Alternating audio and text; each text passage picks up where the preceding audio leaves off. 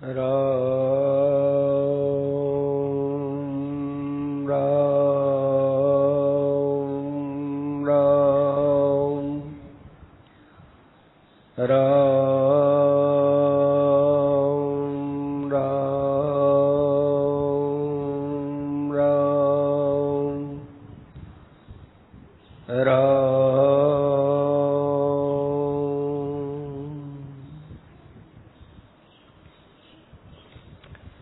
सत्संग की सार सार बातें।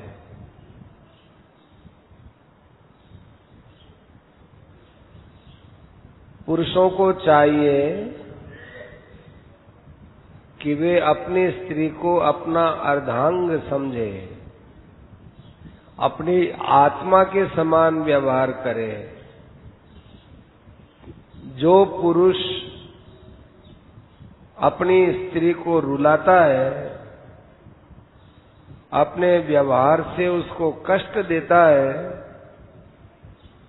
उसके आंसुओं से जितने मिट्टी के कण भीगते हैं, उतने बरस तक उस पति को नरक में रहना पड़ता है। किसी पुरुष का व्यवहार खराब हो और उसकी पत्नी यदि बहुत समझदार हो, तो ऐसे समय में वो समझदारी का काम करती है, अपने पति के खराब व्यवहार से दुखी नहीं होती, नहीं तो मेरे पति नरक में जाएंगे। अपने पति की कड़वी बात को, खराब व्यवहार को, स्वभाव को सहन करना स्त्री की बहुत ऊंची तपस्या है। पहली बात। दूसरी बात है कि बालक को कष्ट मत दो। बालक एक बहुत भोला भाला प्राणी है। बालक में कोई राग द्वेष नहीं है। बालक तो महात्मा है। उसको जान जान करके रुलाना, कष्ट देना, ये पाप की बात है। बालक का पालन करो, पर बच्चे को रुलाओ मत।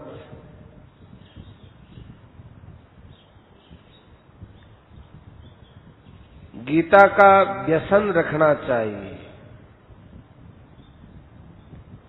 गीता के समान दूसरे धर्मों की तो बात ही क्या, सनातन धर्म में भी कोई ग्रंथ नहीं है।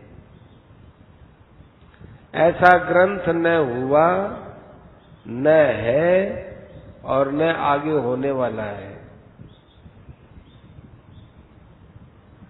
कोई कहे कि भविष्य की बात क्यों बोलते हो?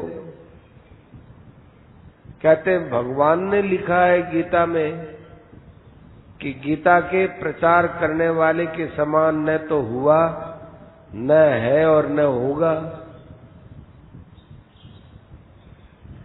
इससे तो यही साबित होता है कि भविष्य में भी दूसरा कोई ग्रंथ गीता के समान होने वाला नहीं है। नहीं तो भगवान क्यों बोलते भविष्य की बात?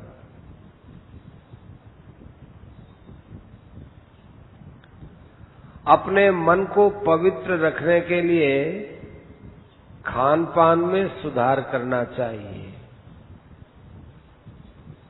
शुद्ध भोजन करो, सात्विक भोजन करो, पवित्र भाव से भोजन करो। आजकल 2 नंबर का धंधा चलता है। 2 नंबर के धंधे को लोग खाने पीने में खर्च करते हैं ताकि वो बही में तो लिखा नहीं जाए, खत्म भी हो जाए। परंतु यहाँ की जो बही है ये तो झूठी है। हमारी असली बही भगवान के पास लिखी जा रही है। पहले तो खोटा खोटा झूठा झूठा काम करना, अन्याय से रुपया पैदा करना और फिर उससे भोजन करना, रोटी में उसको खर्च करना अन्याय के पैसे को, और फिर चाहते हो कि हमारा मन शुद्ध रहे, हमारा व्यवहार शुद्ध रहे, हमारी वाणी पवित्र निकले, ऐसा कैसे संभव है? जैसा खाओ अन्न वैसा होवे मन। इसलिए जो न्याय से कमाया जाता है उस न्याय की कमाई को खाना चाहिए, चाहे वो थोड़ा ही हो। न्याय की कमाई से यदि भूखा भी रहना पड़े तो वो ऋषि मुनि की तपस्या से कम नहीं है। हम न्याय से पैसा कमाते हैं लेकिन कम मिलता है, और पाप से पैसा कमाते खूब मिलता है, तो भूखे रह जाओ। ये तो एक मनुष्य का बनाया हुआ डर है। वास्तव में हमको जो खाने पीने की चीजें मिलती हैं वो भाग्य से मिलती है।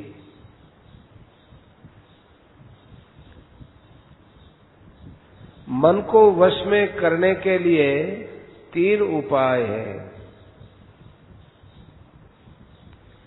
एक तो बार बार अपने मन के विषय में भगवान को कहो, उनकी दया बरसती रहेगी। भगवान की दया का सहारा लो। एक मन को बार बार भगवान में लगाने का अभ्यास करो, और संसार के विषयों में बैराग रखो। अपने जीवन में काम आने वाली चीजें कम से कम रखो और सस्ती से सस्ती रखो। जैसे हम कपड़ा पहनते हैं, कपड़ा सस्ता हो और कम कपड़े पहनो। शौकीनी के कपड़े मत पहनो। अच्छे कपड़े पहनो का अर्थ साफ सुथरा कपड़ा पहनो, पवित्र पहनो, पर ज्यादा कीमती तड़क भड़क के कपड़े मत पहनो।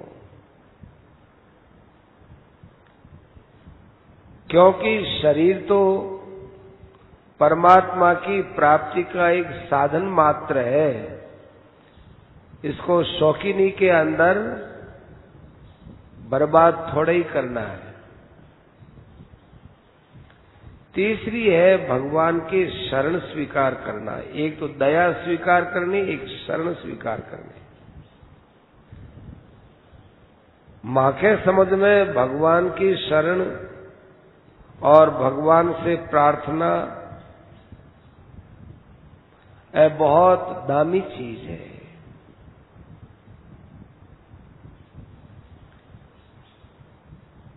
वैराग्य तो वहां से करना है जहां हमारी आसक्ति टिकी हुई है। जहां हमारी आसक्ति है ही नहीं, वहां पर मन जाता ही नहीं, तो वैराग्य का उपाय सब जगह नहीं आता। वैराग्य का उपाय अपनी बनाई हुई आसक्ति के त्याग तक है, पर भगवान की शरण और भगवान की प्रार्थना सब जगह काम आती है। आपके मन में किसी भी विषय में प्रेम दिखता हो, उस विषय में सुख दिखता हो, तो तुरंत वैराग्य की वृत्ति खड़ी कर देनी चाहिए और उस विषय में दोष देखते रहना चाहिए। सबसे बड़ा दोष तो यही है कि हम परमात्मा के अंश होकर भोगों को पसंद करते हैं। राम राम राम राम कहाँ हम चले गए? यहीं से वैराग्य प्रारंभ करें। अपनी वाणी का पूरा ध्यान रखें। कभी भी अपनी वाणी को उत्तेजित न होने दें। क्रोध में न बोले। कोई हमसे क्रोध में बोलता हो तो बड़े विवेक पूर्वक अपने वेग को रोक करके उद्वेग न लाए और सत्य और प्रिय बात कहे। यदि इतने पर भी प्रिय न बोला जाए तो कम से कम इतना तो करे कि चुप रहे। अपने मन में क्रोध आता है तो पता तो चल ही जाता है, तो उस समय चुप होकर के हाथ जोड़ लेने चाहिए कि आपको क्रोध आ गया, मेरा क्रोध करने का विचार नहीं है। इतने पर भी यदि वो क्रोध में बोलता ही है, न कहने लायक बोलता है, तो चुप रहो, कोई हर्जा नहीं है। जहां सत्य न हो और प्रिय न हो अथवा हितकारक बात न हो वहां तो बिल्कुल नहीं बोलना चाहिए। ये वाणी का तप है। बोली चाली में मनुष्य बहुत गलती करता है।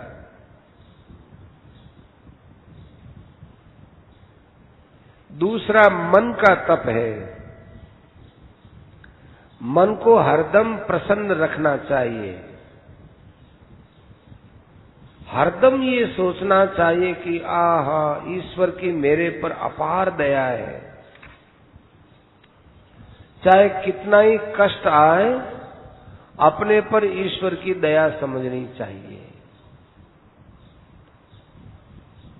क्योंकि जो कुछ हो रहा है वो भगवान की मर्जी से हो रहा है,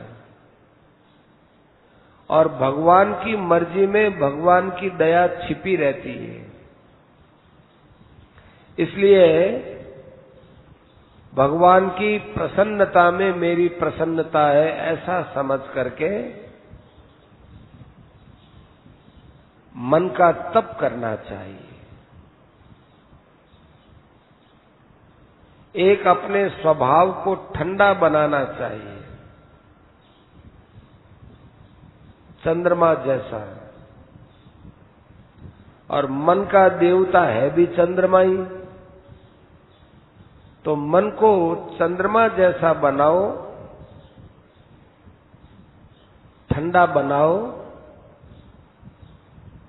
ऐसा ठंडा बनाओ कि दूसरे का गर्म स्वभाव भी हमारे स्वभाव के सामने आती ठंडा हो जाए।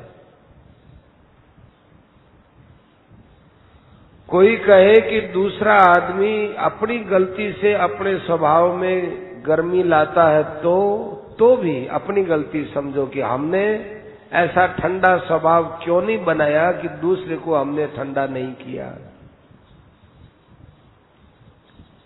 ध्यान से सुनना, बहुत सुंदर बात कह रहे हैं। जैसे गरम जड़ है, खूब गरम रखा हुआ है,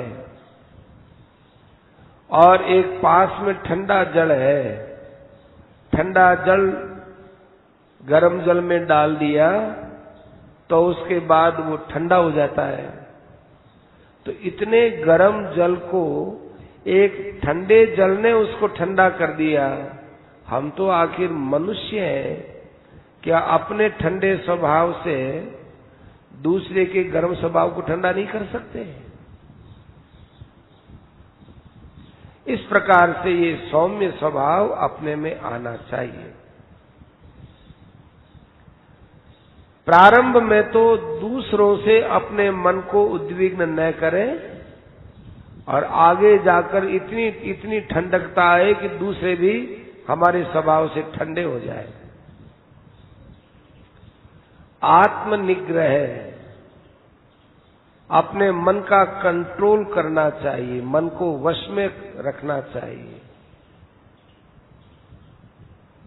हम दूसरों पर तो बहुत निगरानी रखते हैं, वो ऐसा है, वो कहाँ जाता है, वो क्या करता है, वो क्या बोलता है, छिप छिप करके हम उसकी निगरानी करते हैं, उससे कोई फायदा नहीं है।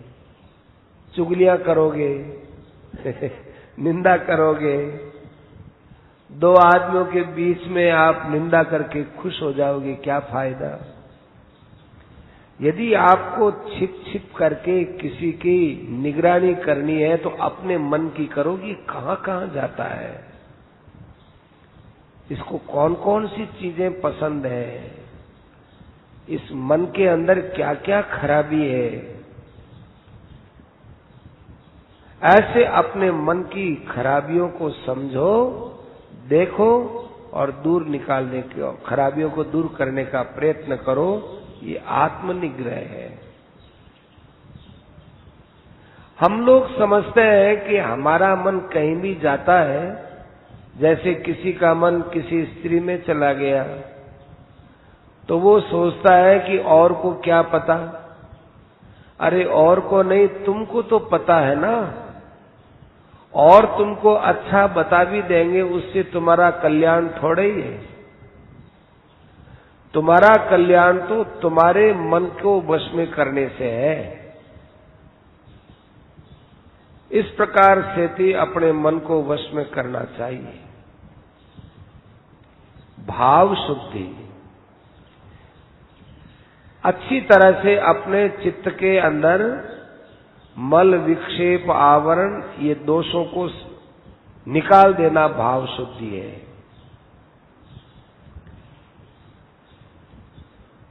भाइयों, बहनों, माताओं, बालकों, आप सभी को मैं बड़े प्रेम से सलाह देता हूं कि अपने सब के लिए भगवान की शरण के समान कोई सीधा सुगम मार्ग नहीं है, सबसे सुगम मार्ग है। और भगवान के शरण होने का तरीका है भगवान का नाम जप और ध्यान। ये बहुत श्रेष्ठ चीजें हैं। हम लोगों की भगवान की तरफ चलने की इच्छा नहीं हो रही है, इसलिए इन बातों को हम महत्व नहीं देते हैं। नहीं तो भगवान की प्राप्ति की इच्छा हो जाए तो इन बातों को कोई छोड़ नहीं सकता है।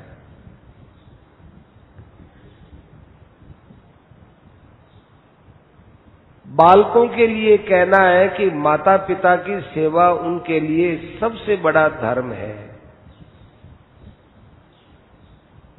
जैसे बालक माँ बाप की सेवा से तर जाता है, उसी तरह स्त्री पति की सेवा से कल्याण कर लेती है। और भगवान की भक्ति करने से तो सभी तर जाते हैं। हमारे मारवाड़ में माँ को कभी क्रोध आता है तो वो झिड़क करके बालक को फटकारती हुई कहती है, मर जानो, कठों आएगी, मर जानो। कभी कहती है राख उड्यो, कभी बोलती है कंस, कंस कहां से आ गया। ऐसे शब्द नहीं बोलने चाहिए। बालकों को भी ध्यान रखना चाहिए कि माँ के मन में इतनी तकलीफ हुई तभी तो कंस बोलती है। ऐसी गलती क्यों करें कि माँ के मन में तकलीफ हो। कंस ने राज्य के लोभ से अपने बाप को कैद कर दिया,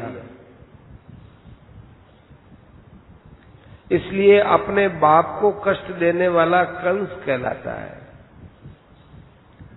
जो अच्छा होता है उसको श्रवण की उपाधि मिलती है, क्योंकि श्रवण कुमार ने माँ बाप की सेवा से बढ़कर कोई धर्म नहीं समझा। दक्षिण में एक पुंडरीक नाम का भगत हुआ, उसको केवल माँ बाप की सेवा ही करनी आती थी और कुछ जानता नहीं था।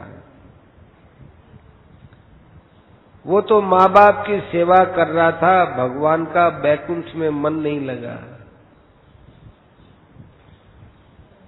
अरे माँ बाप की सेवा करने वाले का दर्शन करूं।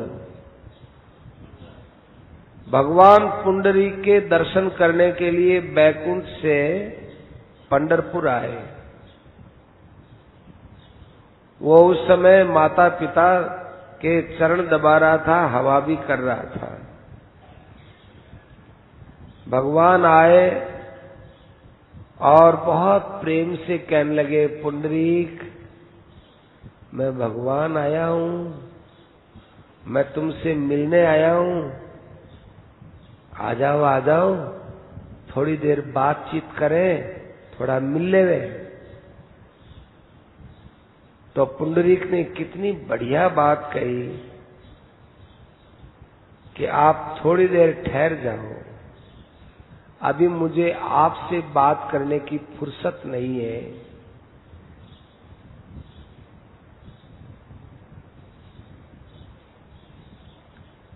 अभी मेरे बूढ़े माँ बाप भोजन करके विश्राम कर रहे हैं, इनको नींद नहीं आई है। इनकी नींद आ जाएगी तभी मैं विश्राम करूंगा, आपसे मिलूंगा। पुंडरीक बहुत दूर से आया हूं, क्या थोड़ी देर माँ बाप को छोड़कर मेरे से नहीं मिल सकते? पुंडरीक ने उत्तर दिया, मैंने आपको कब बुलाया? आप अपनी मर्जी से आए। आप क्यों आए? भगवान कहने, आया तो माता पिता की सेवा देखकर। तो जब आप माता पिता की सेवा देखकर आए हैं, उन्हीं माता पिता की सेवा को छोड़कर मैं आपसे कैसे मिलूं? इसमें तो आपका भी तो तिरस्कार होगा। इसलिए पहले माँ बाप की सेवा करो, उसके बाद आपसे मिलो। नहीं पुंडरीक, मुझे कहीं जाना है, तुम जल्दी मिलो। तो कहा, अच्छा ये ईंट फेंकता हूं, इस ईंट के ऊपर खड़े हो जाओ। पर माँ बाप की सेवा नहीं छोड़ी, वो भगवान ईंट पर आज भी खड़े रहे। और भगवान विट्ठल कहलाते हैं, विट्ठल। इस प्रकार से ऐसे ऐसे जो प्रेमी भगत लोग हैं, माँ बाप की सेवा करने वाले, उनका चरित्र पढ़ना चाहिए। अंतःकरण बहुत पवित्र होता है। ईश्वर की भक्ति में सबका अधिकार है। हम तो ये मानते हैं कि मूर्ख से मूर्ख हो, नीच से नीच हो, पापी से पापी हो और आज ही मरने वाला हो, उसका भी 1 मिनट में उद्धार हो सकता है। आप लोगों की क्या बात जची हुई वो आप जाने, पर हमारे तो ये बात जची हुई है कि संसार में अपना उद्धार करने के समान कोई सरल काम नहीं है। सबसे सरल काम अपना उद्धार करना है। अब आपके ये बात क्यों नहीं समझ में आती, उसका मेरे पास कोई उत्तर नहीं है।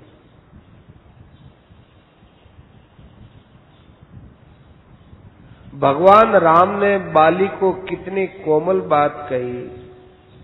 बाली पापी था, भगवान ने बाण मारा, भगवान बाली के पास आए। पहले तो बाली को धमकाया, फिर बाली पर भगवान ने बहुत प्रेम किया, सिर पर हाथ रखा, शरीर को सहलाया, तो भगवान ने कहा कि बाली तेरे प्राण अचल कर दूं? तो बाली बोला, हे प्रभु, ऐसा मौका बनाने से नहीं बनेगा। ऐसा कौन मूर्ख होगा कि आपका दर्शन हो रहा है, आपका स्पर्श हो रहा है, आपसे बातचीत हो रही है, ऐसे समय को छोड़कर यहां केवल जीने की इच्छा करेगा? अपने को तो यही बात लेनी चाहिए, बाली की यही बात लेनी चाहिए, क्योंकि अब मानव शरीर मिल गया, भगवान की कृपा मिल गई, गीता मिल गई, अब और हमको क्या चाहिए?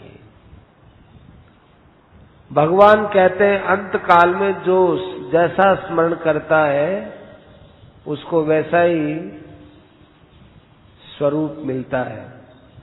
ये कानून है। और दया यह है कि अंत काल में जो मेरा स्मरण करता है उसको मैं मिलता हूं। जिस आदमी को अंतिम समय में भगवान याद आ गए, उसका बेड़ा पार है, चाहे उसने कैसे ही कर्म किए हो। पर ऐसा मत समझना कि अभी तो हम काम के वशीभूत होकर, क्रोध के वशीभूत होकर, लोभ के वशीभूत होकर चाहे जो कुछ कर्म करें, आगे तो हमको भगवान अंतिम समय में याद करने पर उतार ही देंगे। ऐसा मत समझना, ये धोखा हो जाएगा।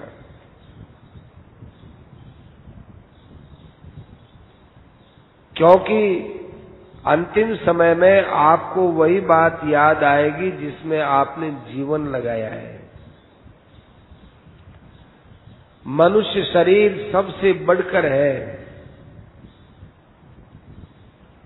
आप लोग रुपया कमाने में मानव शरीर का उपयोग करते हो, ये गलती कर रहे हो। आप केवल कुटुंब में फंसे हुए हो, ये भी बहुत बड़ी गलती कर रहे हो। क्योंकि ये रुपया, ये कुटुंब सब यहीं छूट जाएगा। आप ये कह सकते हो कि यदि हम रुपया नहीं कमाएंगे तो हमारा काम कैसे चलेगा? तो देखो, ये शरीर तो प्रारब्ध के अनुसार चलता है, आपके रुपए के अनुसार नहीं चलता है। यदि रुपए कमाने से ही निर्वाह हो तो पशु पक्षियों का निर्वाह कैसे होता है? इतने पशु पक्षी आदि कोई रुपया पैसा सिक्का नहीं कमाता, बल्कि कई पशु तो सर्कस में काम करते हैं, तो रुपया सर्कस के मालिक वाले को मिलता है, पशु को नहीं मिलता। यदि रुपया ही कमाना काम हो तो सर्कस के पशु भी रुपया कमा लेते हैं, पर क्या वे उद्धार कर सकते हैं? तो क्या हमको सर्कस का पशु बनना है? देखो भाई, महात्माओं को कैसा कहने का अधिकार था, वो कितनी बढ़िया बात कही। शरीर का प्रारब्ध भगवान ने बनाया है, आपका पालन हो जाएगा। पर आपको ये सोचना चाहिए, यदि अभी मर जाएंगे तो हमारे साथ क्या चलेगा? क्या रुपया चलेगा? क्या मेरा कुटुंब चलेगा? क्या कोई जमीन जायदाद चलेगी? ये कुटुंब के लोग हैं, प्रेमी लोग हैं, आपको जलाने के लिए मरघट तक चले जाएंगे,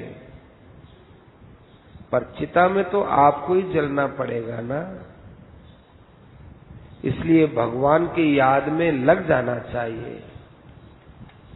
ये बड़ा काम है। संतों ने कहा है कि कबीरा सब जगह निर्धना, धनवंता नहीं कोई, धनवंता सोई जानिए राम नाम धन होए। इस संसार में सच्चे पदार्थ को आप खरीदो। मरने के बाद जो चीज काम आएगी उसको आप खरीदो। बड़े सुंदर बाजार में आए हो, जैसे कोई हीरे मोती के बाजार में आए और वहां कोयले का व्यापार करता हो, कोयला लेता हो, तो कितना बुरा लगता है। इसी प्रकार से आपके साथ मन, बुद्धि, इंद्रियां, प्राण ये जाएंगी, इनके अंदर अच्छी अच्छी बातें भर लो। आपको परम पद मिल जाएगा। हम तो कहते हैं कि शरीर, धन आदि का खर्च करके भगवान का प्रेम प्राप्त करना चाहिए। मुंह से राम राम हो, मन से ध्यान हो, और धन की इच्छा का त्याग करना, ये धन का ही खर्च है। कोई इच्छा मत करो, शांति से आप विचार करो। जो आपके पास धन है, जितना भी है, उसमें से आप दुखियों को और अनाथों को देते हो, उनकी सेवा में लगाते हो, तो उससे दया बढ़ती है, और दया धर्म को मूल है। इसलिए दान देने की बात आती है। दान तो दिया और दया नहीं बढ़ी, तो दान देना क्या काम आया। कोई दान दे करके ये सोचता है कि मैंने दिया, उसके मन में अभिमान आ जाता है, तो यह तो एक तरह से धन खर्च करके उसने अभिमान को खरीद लिया है। दया बढ़ानी चाहिए।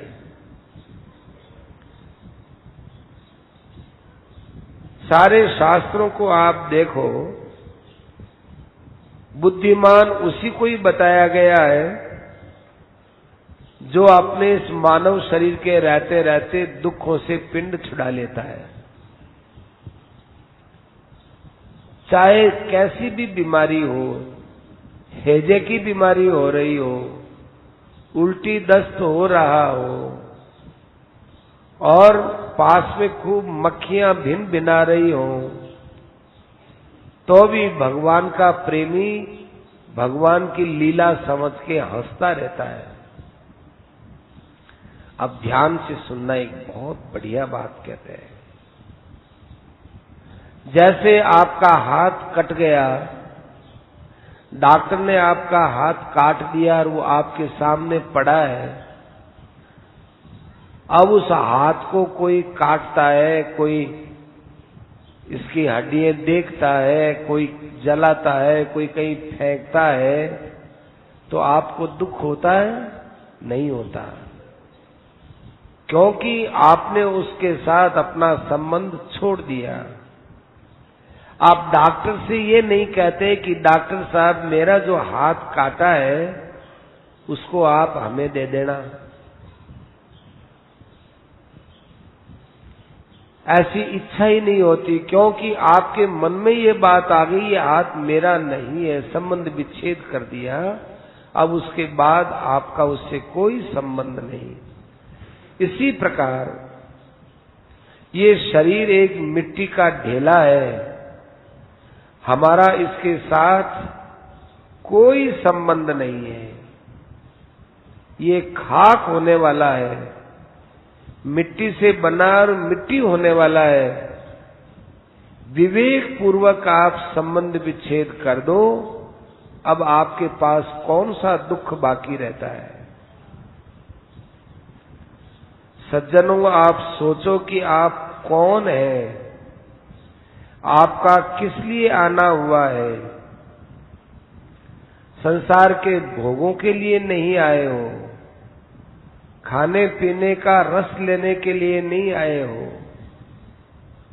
ये जितने संसार के सुख हैं जिनमें आप फंसे हुए हो, ये सुख तो कुत्तों को भी मिलता है, गधों को भी मिलता है, नीचे से नीचे प्राणियों को भी मिलता है, सुअर को भी मिलता है, कौवा भी बिष्ठा खाता है। क्या बताए, सब विषय सबको मिलते हैं, फिर उन पशुओं में और हमारे में कहां फर्क रहेगा। नर तनु पाय विषय मन देई, पलट सुधाते शठ विष लेई। जहर से आदमी एक बार मरता है, पर इन विषयों से जो जहर है उससे आदमी मरता ही रहता है। इसलिए भाई ये बात हृदय में जचाओ, आपके मन में ये बात अच्छी तरह से कूट कूट करके जच जानी चाहिए कि हमारा समय अब भगवान में ही लगेगा। हर वक्त भगवान का स्मरण करते रहो। जो सबको भगवान समझता है वही वास्तव में श्रेष्ठ महात्मा है। हमारे कहने से आप इतना करके देखो कि सब भगवान है, थोड़े दिनों में आपके व्यवहार में महान अंतर आ जाएगा। देखो, प्रहलाद जी को भगवान ने पहले दर्शन नहीं दिए थे। भगवान तो वे प्रहलाद जी तो पहले से ही भगवान को सब जगह मानते थे कि सब जगह भगवान है, ऐसा विश्वास था। उसके बाद भगवान खंबे में प्रकट हुए। प्रहलाद जी खंबे में से भगवान खंबे में से प्रकट हुए, उससे पहले प्रहलाद जी से नहीं मिले थे। इसलिए आप लोगों के मन में यह भ्रम नहीं रहना चाहिए कि पहले भगवान मिले उसके बाद हम प्रेम करें। जितने भगत हुए उन भक्तों को पहले भक्ति करनी पड़ी, पहले प्रेम किया, उसके बाद भगवान मिले।